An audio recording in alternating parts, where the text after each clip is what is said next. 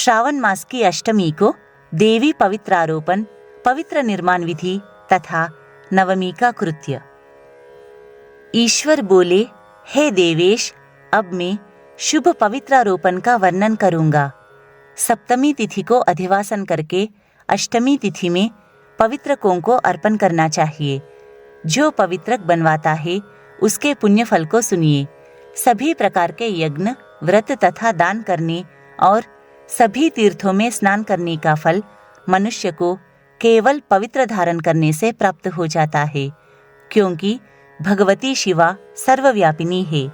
इस व्रत से मनुष्य धनहीन नहीं होता, उसे दुख, पीड़ा तथा व्याधियां नहीं होती, उसे शत्रुओं से होने वाला भय नहीं होता और वह कभी भी ग्रहों से पीड़ित नहीं रहता। इससे छोटे बड़े सभी कार्य सिद्ध हो जाते हैं। हे वत्स, मनुष्यों तथा राजाओं के और विशेष करके स्त्रियों के पुण्य की वृद्धि के लिए इससे श्रेष्ठ अन्य कोई भी व्रत नहीं है। हे तात, सौभाग्य प्रदान करने वाले इस व्रत को मैंने आपके प्रति स्नेह के कारण बताया है। हे ब्रह्मपुत्र, श्रावण मास के शुक्ल पक्ष की सप्तमी तिथि को अधिवासन करके देवी के प्रति उत्तम भक्ति से संपन्न वह मनुष्य सभी सामग्रियों से युक्त होकर सभी पूजा द्रव्यों, गंध, पुष्प, फल, अनेक प्रकार के नैवेद्य तथा वस्त्राभरण आदि संपादित करके इनकी शुद्धि करे। इसके बाद पंचगव्य का प्राशन कराए, चरु से दिग्बल प्रदान करे तथा अधिवासन करे। तत्पश्चात सदृश वस्त्रों और पत्रों से इस पवित्र को आच्छादित करे।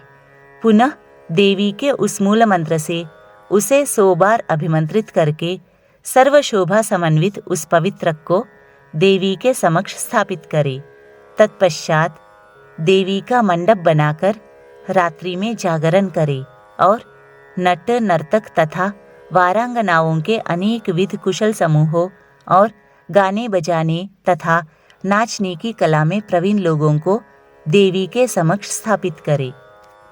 तत्पश्चात प्रातः काल विधिवत स्नान करके पुनः बलि प्रदान करे। इसके बाद विधिवत देवी की पूजा करके स्त्रियों तथा द्विजों को भोजन कराए।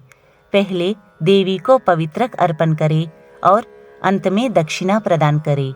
हे वत्स, अपनी सामर्थ्य के अनुसार कार्य सिद्धि करने वाले उस नियम को धारण करे। राजा को प्रयत्न पूर्वक स्त्री के प्रति आसक्ति, जुआ, आखेट तथा मांस आदि का परित्याग कर देना चाहिए।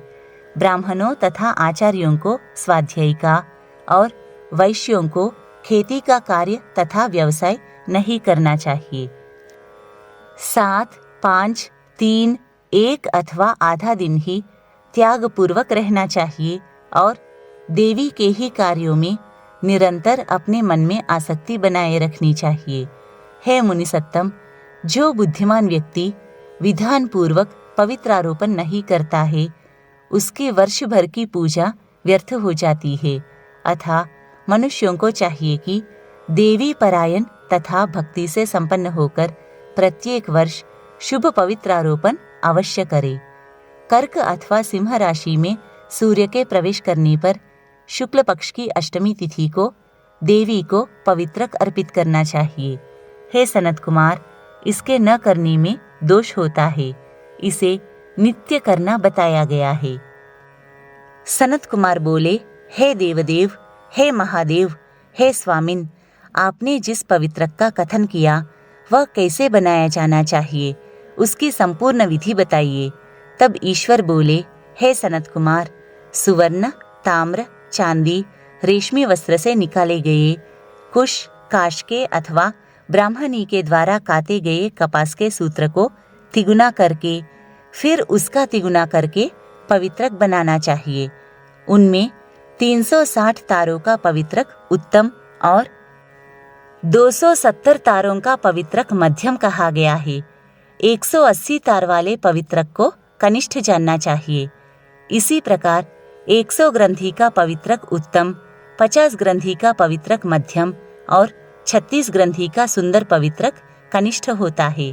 अथवा 6, 3, 4, 2 12, 24, 10 अथवा 8 ग्रंथियों का पवित्रक बनाना चाहिए, अथवा 108 ग्रंथि का पवित्रक उत्तम, 54 ग्रंथि का मध्यम और 27 ग्रंथि का कनिष्ठ होता है। प्रतिमा के घुटने तक लंबा पवित्रक उत्तम, जंघा तक लंबा पवित्रक मध्यम और नाभि पर्यंत लंबा पवित्रक अधम कहा जाता है। पवित्रक की सभी शुभ ग्रंथियों को कुमकुम से रंग दे। इसके बाद अपने समक्ष शुभ सर्वतोभद्र मंडल पर देवी का पूजन करके कलश के ऊपर बांस के पात्र में पवित्रकों को रखे। 3 तार वाले पवित्रक में ब्रह्मा, विष्णु तथा शिव का आवाहन करके स्थापित करे। इसके बाद सुनिए, 9 तार के पवित्रक में ओमकार, सोम, अग्नि, ब्रह्मा, समस्त नागों, चंद्रमा, सूर्य, शिव और विश्व देवों की स्थापना करे।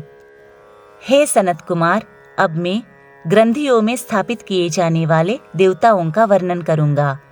क्रिया, पौरुषी, वीरा, विजया, अपराजिता, मनोन्मणि, जया, भद्रा, मुक्ति और ईशा ये देवियां हैं। इनके नामों के पूर्व में प्रणव तथा अंत में नमः लगाकर ग्रंथि संख्या के अनुसार क्रमशः आवाहन करके चंदन आदि से इनकी पूजा करनी चाहिए।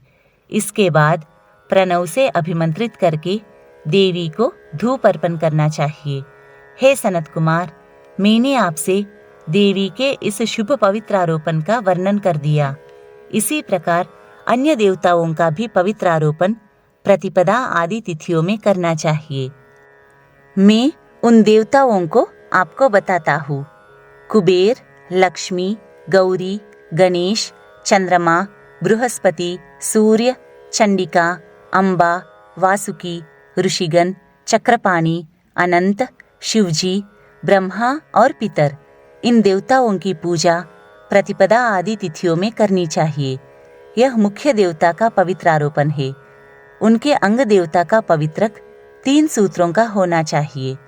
ईश्वर बोले, हे विप्रेंद्र, अब मैं श्रावण मास के दोनों पक्षों की नवमी तिथियों के करणीय कृत्यों को बताऊंगा।